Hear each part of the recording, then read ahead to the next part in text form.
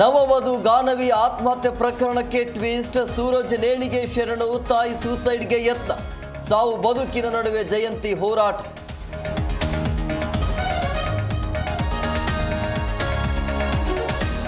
ಜಮೀನು ವಿಚಾರಕ್ಕೆ ದಾಯಾದಿಗಳ ಕಲಹ, ಮನೆಯ ಚಾವಣಿ ಧ್ವಂಸ ಮಾಡಿ ಪುಂಡಾಟ. ಆನೇಕಲ್ನ ಕೆಂಪು ವಡೇರಹಳ್ಳಿಯಲ್ಲಿ ಘಟನೆ.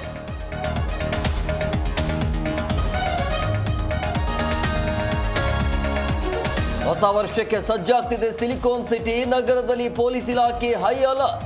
ಎಂಜಿ ರಸ್ತೆ, ಬ್ರಿಗೇಡ್ ರಸ್ತೆಯಲ್ಲಿ ಖಾಕಿ ಕಟ್ಟೆಚ್ಚರ.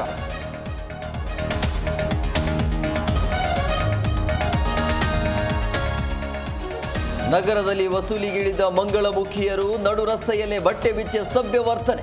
ಜಿ ಕನ್ನಡ ನ್ಯೂಸ್ ವರದಿ ಬೆನ್ನಲ್ಲೇ ಖಾಕಿ ಅಲರ್ಟ್.